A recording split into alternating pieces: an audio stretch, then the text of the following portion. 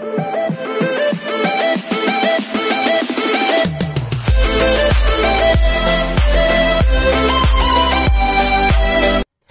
everyone, this is Kiyong Vlogs, a Filipino actor based here in Kingdom of Saudi Arabia, and welcome back to my channel. Agad-agad, gawa na ito reaction video. Ang Barda compilation. Pero ito uunahan ko na kayo. Di ba kahapon sinabi ko na sa inyo na sinet ko na talaga yung expectation ko. Sinet ko talagang expectation ko. Yung tipong ang yabang ko talaga na kahit maraming nagsasabi na pupunta ang Barda sa PMPC and everything, nagsabi talaga ako sa sarili ko or sinet ko na talaga yung expectation ko na kung pupunta man sila at kung hindi man sila pupunta, or kung pupunta man sila tapos hindi naman katulad sa na-witness nating PMPC or Sweetness last year, maiintindihan ko for today's video kasi alam nyo bakit. Alam nyo bakit for today's video. Sa pamagat or sa titulong ingat na ingat for today's video. Diba? Ingat na ingat for today's video. Teka lang. Gusto ko lang dito puksain for today's video. Kasi may mga kumakalat na balita na yung sa 4th floor daw na nakita, na inassume na si Barbie yun. It's something like, kasi blur ang picture, diba? Pero ang sabi ko nga kahapon, kahit blurred ang picture, pero kasi kita sa buhok, hindi talaga natin may pagkakaila or na i-compare ang buhok ni Barbie doon sa babaeng kausap ni David ni Coco doon sa 4th floor. Ngayon, bakit hindi sila nagpunta sa PMPC? Ito lang din yung analysis ko. Bakit hindi sila nagpunta ng PMPC? Kasi nga, what is ingat na ingat? Yung mga galawan ng mga ganyang love team na yan, Diyos ko, basang-basa ko na yan for today's video. Nakwento ko sa inyo yung Kim Pao last time, diba? Na nakapilipit ang kamay. Wala silang kuno-confirm nor deny, pero nakapilipit ang kamay ni Paolo kay Kim. Nakunan sa likod ng camera. And si Paolo talaga yun. And si Kim Chiu talaga yun kasi ang mga damit nila, pati yung hugis ng katawan, Kim Chiu. Ngayon, nawala ang Kim Pao ng April. Okay? Nawala ang Kim Pao ng April. Sabay sila ni Paolo nawala. Pero ang sabi nila, may mga kanya-kanya daw silang schedule. Lumabas ngayon yung photo, ang video sa Balisin. Nadalawa lang sila. So, paano natin yan may pagtatanggol? Diba? Although, alam ko naman na Barda talaga to. Pero, what I'm trying to say is, basang-basa ko na yung mga kilos nila. Ngayon, inisplok kasi na yung sa 4th floor na babae, si Barbie. Nakunan. So ngayon, alam mo naman yung Barbie and David, diba? Although wala silang sinasabi, walang may lumalabas sa bibig nila. Pero kitang-kita talaga sa mga actions nila. Action speaks louder than words, isn't it? So basically, ang analysis ko dyan, ingat na ingat talaga sila. Kasi kahit yung tipong, I really don't know bakit ingat na ingat sila. Parehas naman silang single. Diba? Mapapaisip ka na lang din talaga. Bakit ingat na ingat sila? Parehas lang din naman sila single. Actually, kagabi, shout out pala kay Barda in Private, Madam Inertia or Barda United, and at the same time, Madam Pickles, nakisali ako sa live nila doon sa, actually, something like it's podcast, should I say, doon sa TikTok. So, nagchika-chika kami doon. Alam mo, mag-hi hello lang sana ako, pero ang dami na talaga nilang chika. Kaya natagalan din tayo. Pero ako expected ko na talaga. It's either pupunta sila pero hindi sila sweet. Sinabi ko yan kahapon. Tapos, hindi sila pupunta. So, yan yung analysis ko dyan. Kasi ingat na ingat talaga sila. Pero bakit sila ingat na ingat? Single naman sila parehas. So, balik tayo doon sa chini-chika nila sa Facebook ngayon na hindi daw si Barbie ang nakitaan sa 4th floor. Tapos, yung humoured or alleged girlfriend daw ang nagchika.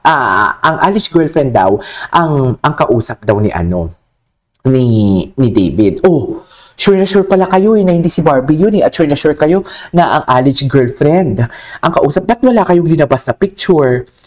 Diba?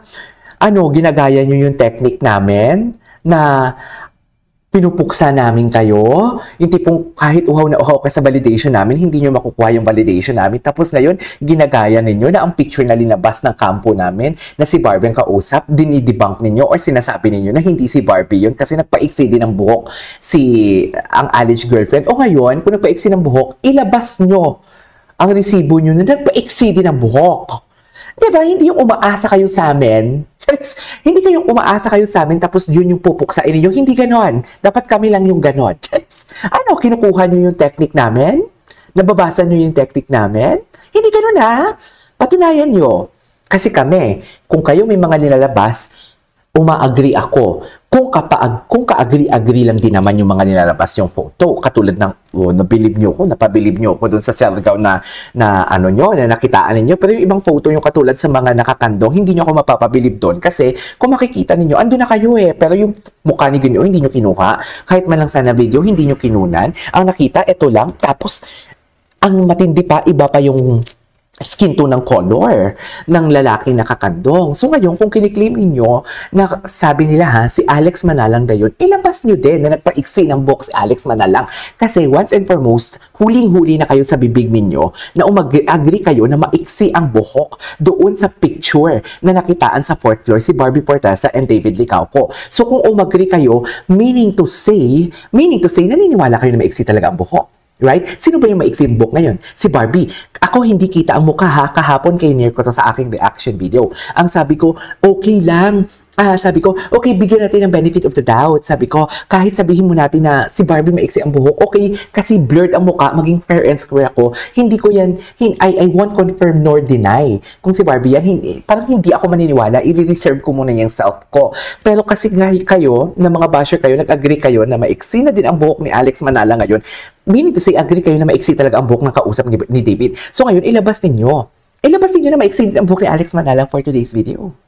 As simple as that. Parang wala masyadong chicha. Wala masyadong etchos garbanzos. Di ba? Umagri na kayo, dear. Umagri na kayo. Kasi ang pinapakita, ang sinasabi nila, parang ayaw nila. Ang sinasabi nila, yung tipong hindi si Barbie nagpunta sa basketball at hindi si Barbie ang maiksi ang buhok. Kasi si Alex Manalang doon, kasi nagpaiksi na din ang buhok sa Alex Manalang. Pues. So, aminado ka. Sino ba yung maiksi ang buhok ngayon? Si Barbie, di ba? Kasing iksi ng buhok ni Barbie yung sa picture, di ba? Kahit blurry, hindi kita mukha, pero ang buhok kasing iksi. So ngayon, hindi kasi katulad yun ng hindi kasi katulad yun ng resibo ninyo na si David John, parehas ang damit, pero ang skin tone at ang butkon or ang braso is iba. Magkaiba yun, dear. Oo, hindi kita ang muka doon sa maiksi ang buhok. Pero ang iksi kasi ng buhok, pati yung kulay ng muka, ng skin sa muka, is parehas kay Barbie. Pero hindi ko yung kino-confirm na si Barbie yun kasi blurry ang muka eh. Pero nagiging fair and square lang ako. Pero ang gusto ko lang talagang i-corner kayo ngayon for today's video, agree kayo na maiksi ang buhok na kausap ni David sa 4th floor.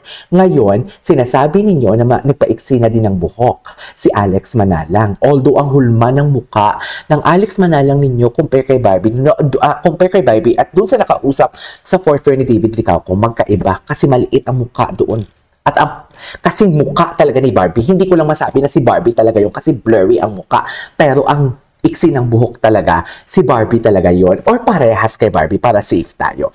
Ngayon, sinasabi ninyo na maiksi ang buhok. So, umagri kayo, di ba? Na nagpaiksi ng buhok. Umagri kayo na maiksi ang buhok ng kausap ni David and then, what do you call this? Maiksi ang buhok ni Alex Manalang na sinasabi ninyo. Ngayon, ilabas ninyo na nagpaiksi ng buhok si Alex Manalang. Go! And unang-una, nakita ninyo sa title ko or may pahiwatig na ako na may kakaibang bagyo din bumisita. Alam ko din naman yun. May chumika na sa akin doon. Si Barda United, nagchika sa akin doon. Tsaka basta si Barda in private ata, basta alam niya din naman yun. Chinika na din naman yun. Hindi ko lang chinika dito. Kasi ayaw ko kayong ma-stress.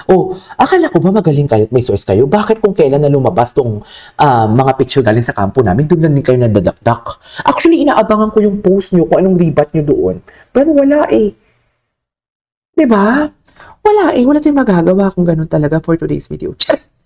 Wala tayong magagawa kung ganun talaga for today's video. Diba, me? I mean, if you know, you know. If you know, you know for today's video. Yan yung sinasabi ko sa inyo. Diba? Na huwag kayong mag-etchos garbanzos. Diba? Kung huwag yung gamitin yung technique namin sa inyo na mako-corner kayo. Hindi nyo kami mako-corner. Or lalo na ako. Kasi hindi ko naman sinabi na si Barbie yon. Pero ang sinabi nyo kasi, nagpa-exceed din ng book si Alex Manalang, plus ilabas nyo na ma-exceed ang book ni Alex Manalang. As simple as that for today's video. Parang walang gulo, Diyos ko. Tapos na, diba? Cheers!